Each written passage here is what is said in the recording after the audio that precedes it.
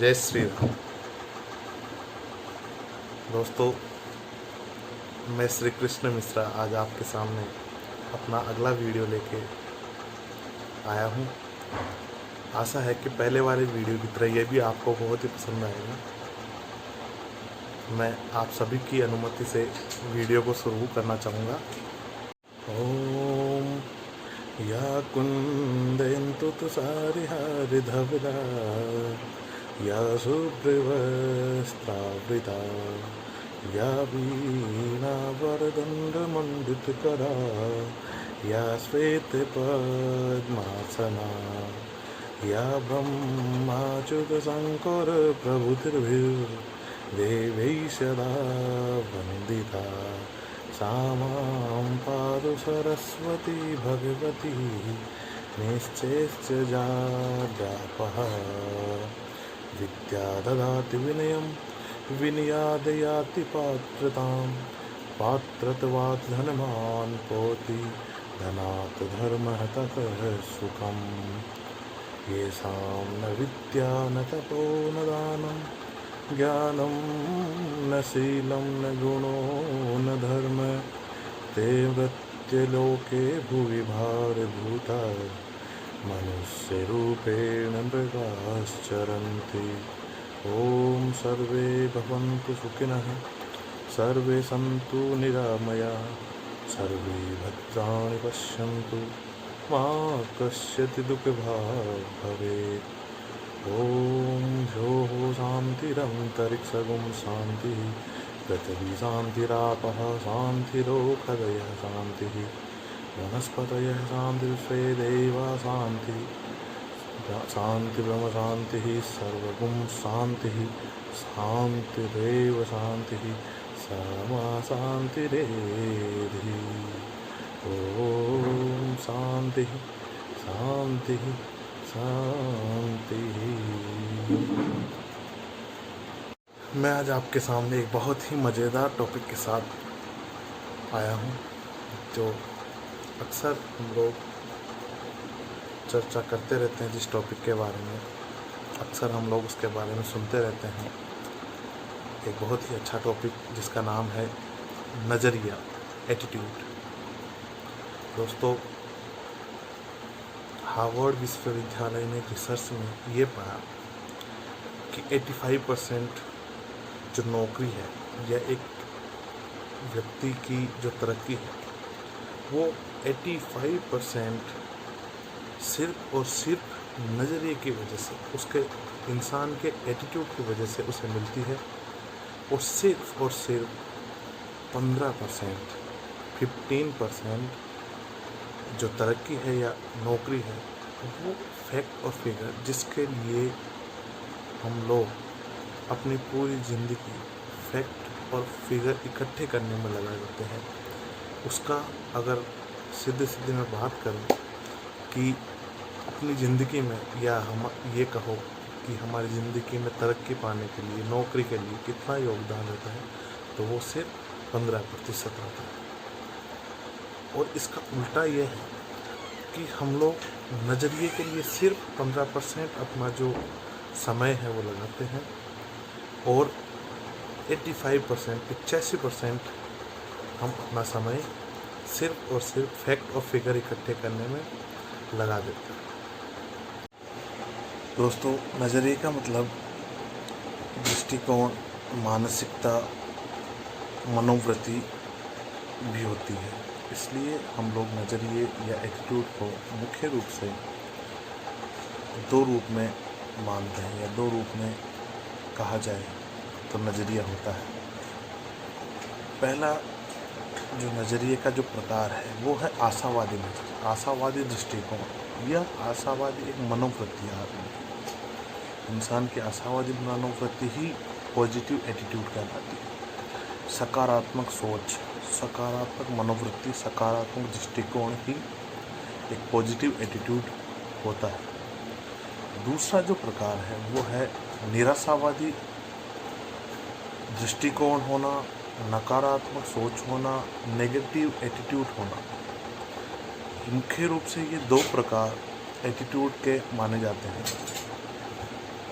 अब हमें ये देखना है कि ये जो हमारी मनोवृत्ति है या हमारा दृष्टिकोण है, इसको तय करने वाले कौन कौन से एक एक ऐसे कारण हैं, ऐसे कारक हैं, जिससे कि एक व्यक्ति का दृष्टिकोण आशावादी होता है तो किसी दूसरे व्यक्ति का उसी वस्तु को लेके निराशावादी दृष्टिकोण होता है या एक नेगेटिव एटीट्यूड होता है।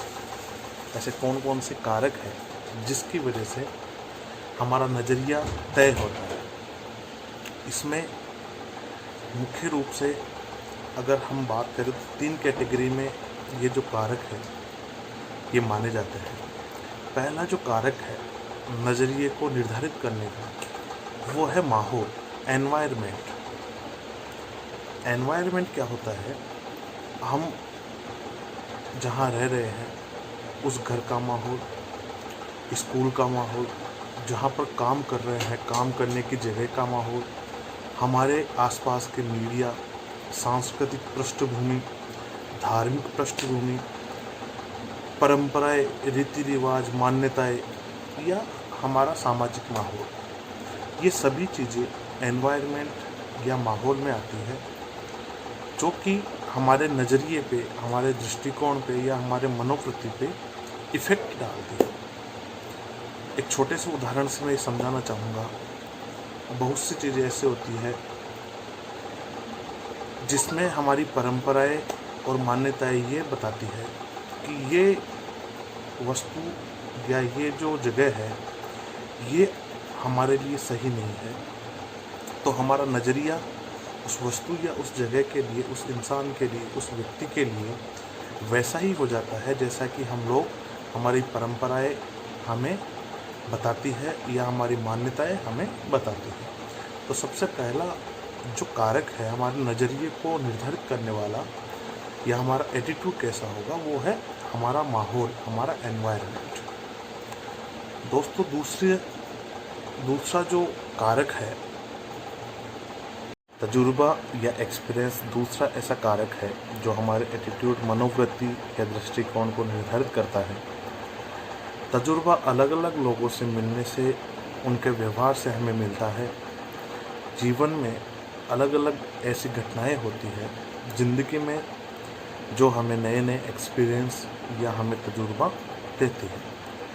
तो जिस तरह की घटनाएं या जिस तरह से लोगों से हम मिलते हैं, उनका व्यवहार और जो घटनाओं का जो प्रभाव होता है वो हमारे दृष्टिकोण पर एक कारक के रूप में निर्धारित करता है कि हमारा दृष्टिकोण आशावादी, सकारात्मक, पॉजिटिव एटीट्यूड रहेगा, निराशावादी, नकारात्मक या नेगेटिव एटीट्यूड हमारा बनेगा। तो 2 कारक हमने डिस्कस किए, एक एनवायरनमेंट, एक एक्सपीरियंस। दोस्तों तीसरा जो कारक आता है जिसमें हमारा एटीट्यूड निर्धारित होता है, वह है जो मुख्य रूप से मैं मानता हूँ कि जिसका बहुत ही महत्वपूर्ण योगदान रहता है हमारे एटीट्यूड में, हमारा नज़रिया किस तरह का रहेगा, उसका नाम है शिक्षा, एजुकेशन। एनवायरनमेंट, एक्सपीरियंस और तीसरा है एजुकेशन, शिक्षा। दोस्तों शिक्षा 2 रूप में हम लोग ग्रहण करते हैं, लेते हैं, पाते हैं। शिक्षा एक होती है औपचारिक, जो फॉर्मल होती है, फॉर्मल एजुकेशन। एक होती है अनौपचारिक, इनफॉर्मल एजुकेशन। इसी औपचारिक शिक्षा का ही नाम बौद्धिक शिक्षा है और अनौपचारिक जो इनफॉर्मल शिक्षा है उसी शिक्षा का नाम है नैतिक शिक्षा। औपचारिक शिक्षा क्या होती है? जो शिक्षा किसी स्कूल या कॉलेज में योजनाबद्ध ढंग से ली जाती है। जो भी हम शिक्षा हमारे स्कूल या कॉलेज में लेते हैं उसी को एक बौद्धिक शिक्षा, फॉर्मल एजुकेशन कहा जाता है। दूसरी तरह की जो शिक्षा है वो है इनफॉर्मल या नैतिक शिक्षा। सामान्यतया हमारी ज्ञान और समझदारी को ही एक नैतिक शिक्षा के रूप में माना जाता है। जब हमारे जीवन में औपचारिक और अनौपचारिक शिक्षा का तालमेल या संयुक्त रूप से काम में लेना ही हमें जीवन में जीने का सही तरीका सिखाता है। यही एक समय है जब हम अपने जीवन में हमारी जो फॉर्मल एजुकेशन है और हमारी जो इनफॉर्मल एजुकेशन जो हम लोग ग्रहण करते हैं, उन दोनों का एक संयुक्त रूप हमें हमारे जीवन में किस तरह से ज़िंदगी को आसान बनाना है, किस तरह से ज़िंदगी को एक हँसते हुए गुजारना है, ये दोनों ही हमें मुख्य रूप से सिखाते हैं। अधिकतर लोगों को वही मिलता है जिसकी उन्हें तलाश होती है।